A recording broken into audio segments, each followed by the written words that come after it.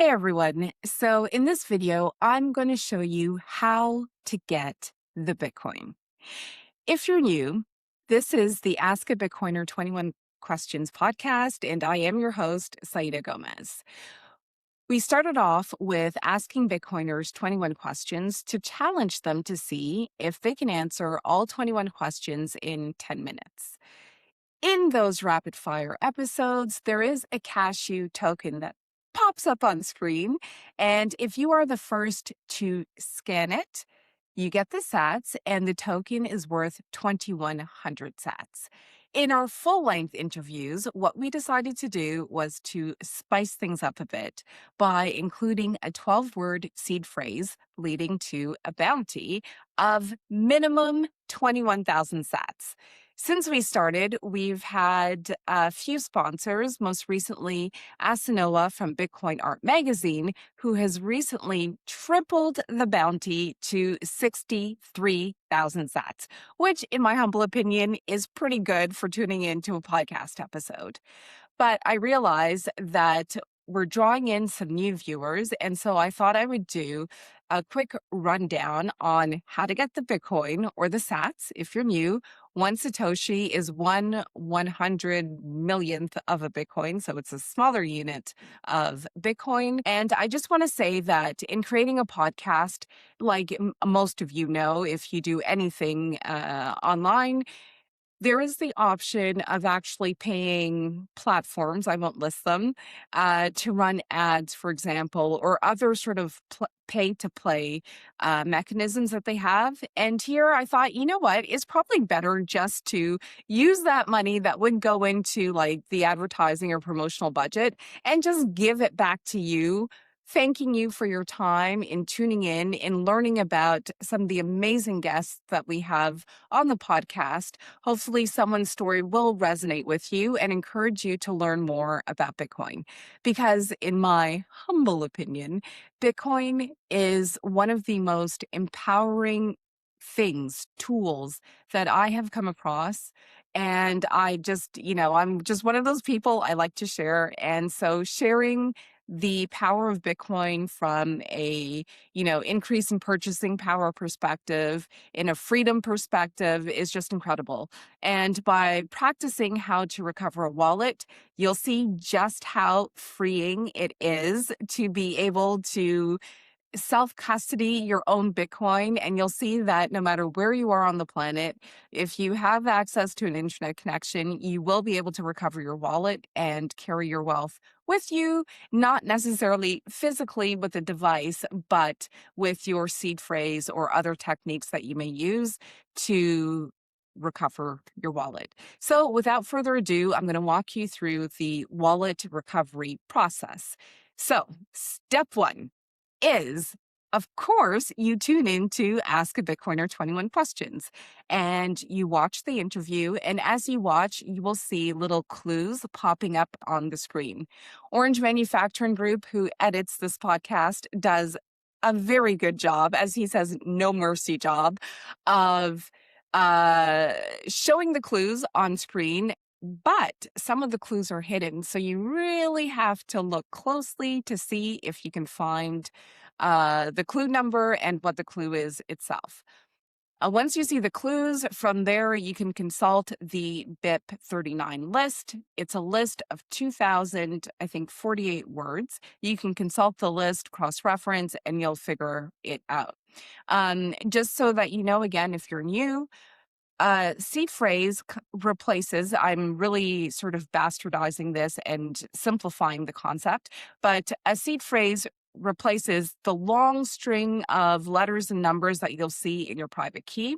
And the advantage of this is that it's easier to memorize and therefore more portable for your brain because, well, I should say in the English language, it's 2,048 words, and it's more portable for you so that if you do decide to go to a different region and for whatever reason you don't have your device, your hardware wallet, or your mobile wallet, or I don't know, something happens to your mobile wallet, you can retrieve your Bitcoin. And so what we do is we create clues so that, the 12-word, we're only working with 12 words here, the seed phrase is scattered throughout the interview in the form of clues. You solve those clues, you go to your device, and you try to retrieve the wallet.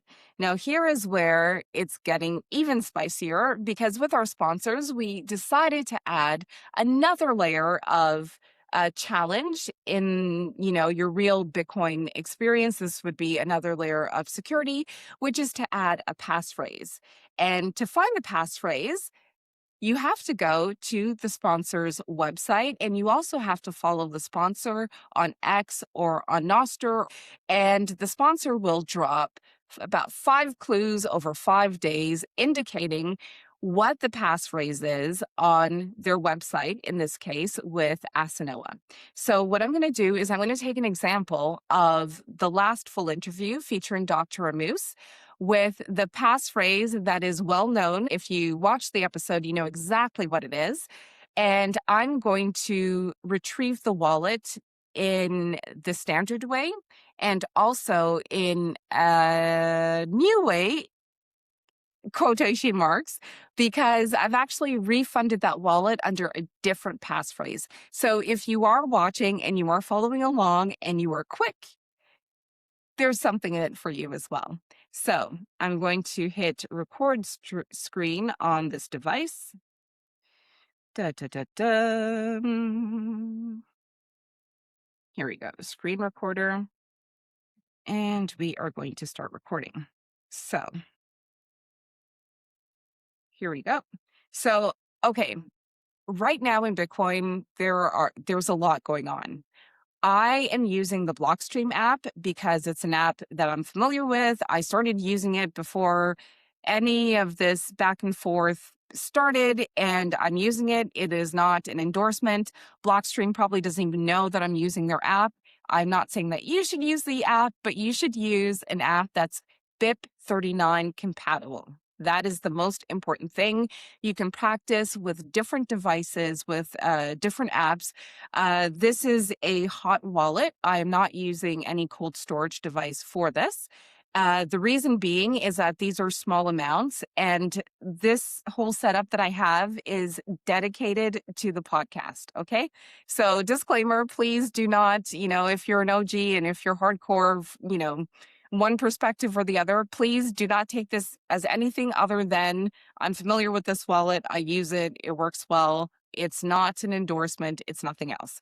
So with that disclaimer out of the way, let us set up new wallet. So we're going to hit set up new wallet, get started.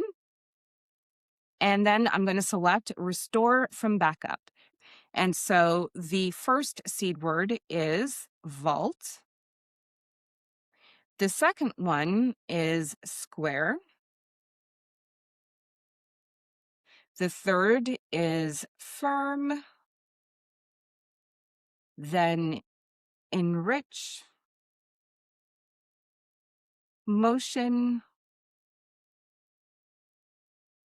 choice,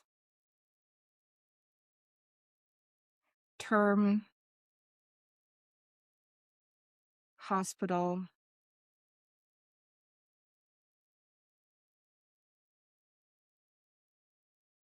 return, snow, rule, and finally, voice. Here we go. So I'm going to hit continue. So it's telling me on this particular device that I need to set up a PIN. So I'm just going to set something up.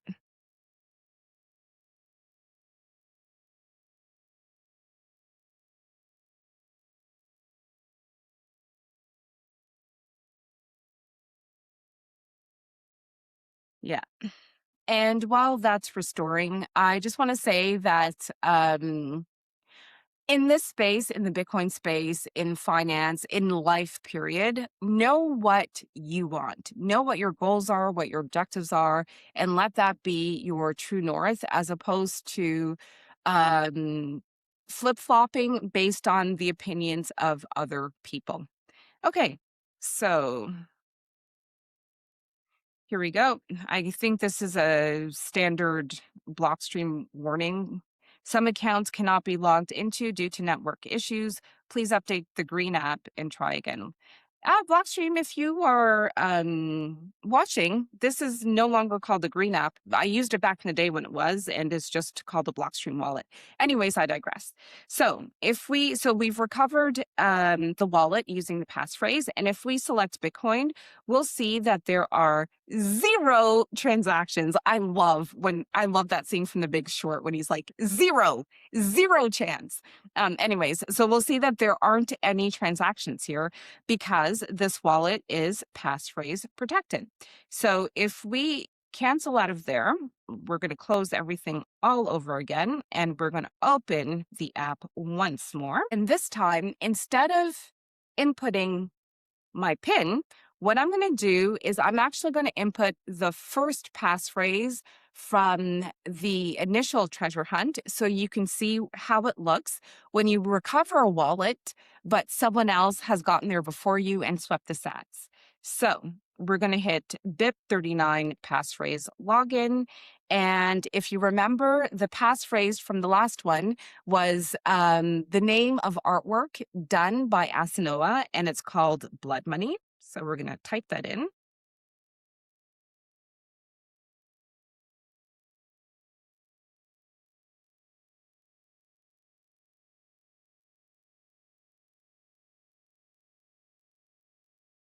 And we're going to go like this. Done.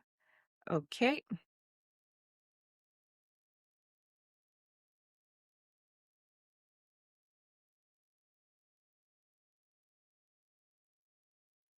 So if we do that and then we select Bitcoin, we'll see the previous transactions. So the first time when we did the passphrase only recovery without entering, the seed phrase only recovery without entering the passphrase, we got in and we just saw 0 Bitcoin and there were no transactions listed. This time we used the passphrase from the previous interview with Dr. Moose, and we can see that the wallet was funded. There were 2 receive transactions, one on the 26th, the second also on the 26th. We can see, I funded the first transaction. Asanoha, the sponsor, doubled the bounty with the second transaction. And we can see that the winner swept the wallet on June the 5th, 2026. Congrats once again. So that is what it looks like when you recover the seed phrase and you find the passphrase and you type it all in and you see that someone got there before you. However, let's say you are the first to figure everything out all by yourself and you have inputted the seed phrase. So we're just going to close this out again. You found the seed phrase, the 12 words that we saw. I'll just repeat them again for the sake of clarity. 1 vault, 2 square, 3 firm, 4 enrich, 5 motion, 6 choice, 7 term, 8 hospital, 9 return, 10 snow, 11 rule. So let's say you did that and you go to the wallet, but this time the passphrase is something like, I don't know, Bitcoin is time, inspired also by Bitcoin Art Magazine and Durgigi. If you haven't read his essay, you definitely should. And so what we're going to do is we're going to do a passphrase login. And this time the passphrase is, let's make it visible, Bitcoin space is space time. Done. And okay. And then it's prompting me to enter my PIN.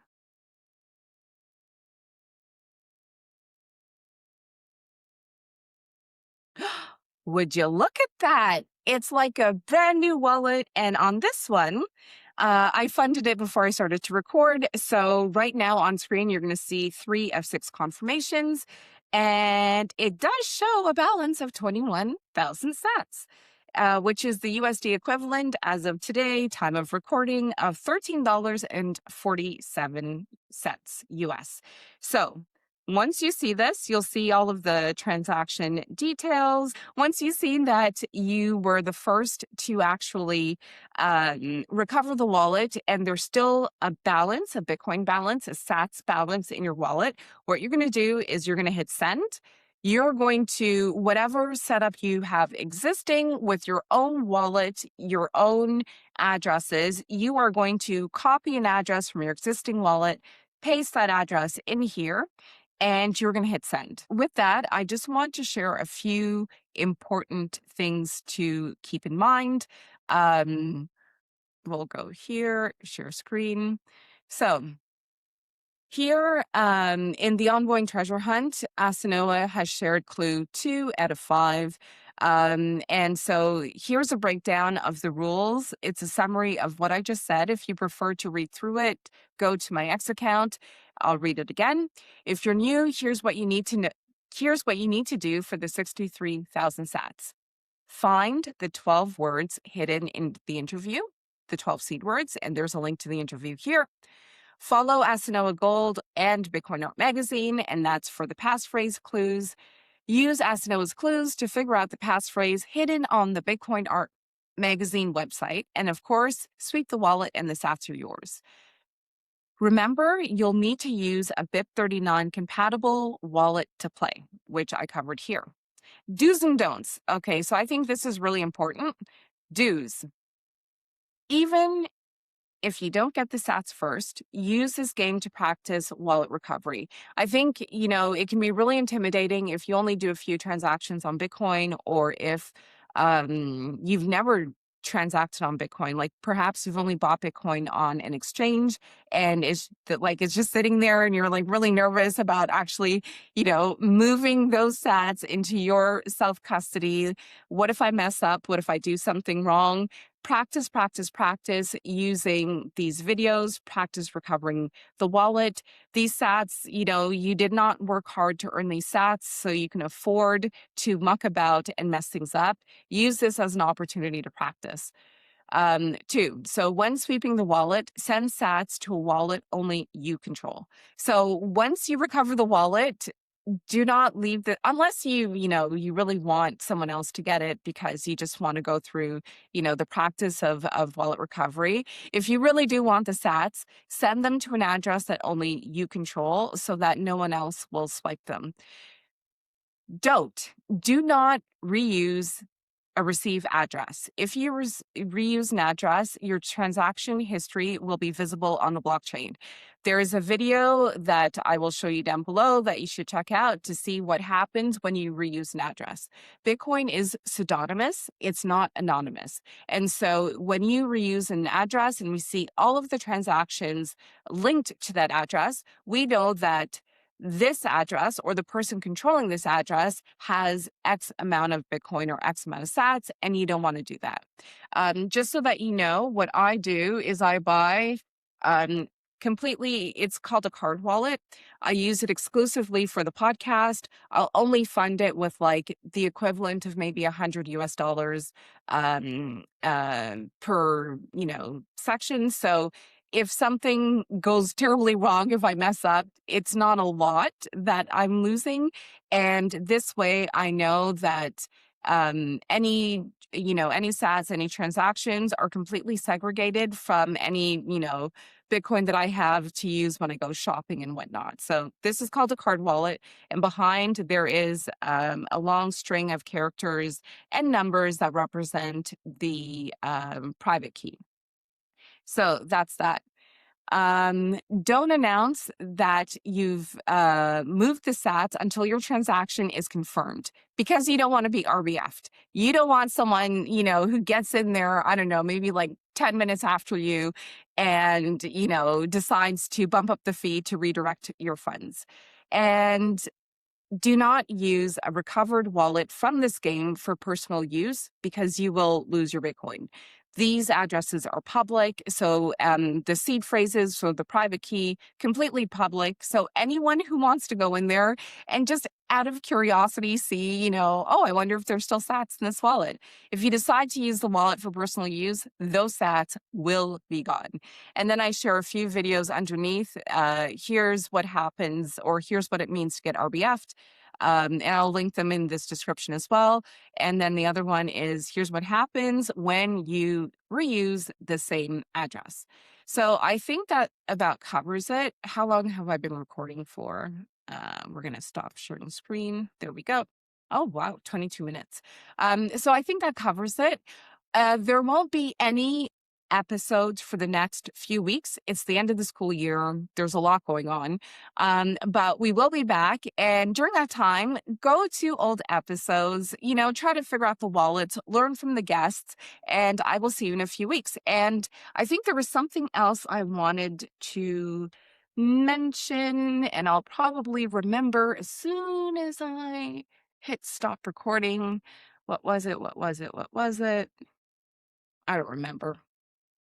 It'll pop up on screen if I remember while I'm editing. Anyways, good luck to you. Practice Bitcoin in self-custody. It is the most empowering thing you can do, I promise you. And yeah, I'll see you soon. Bye.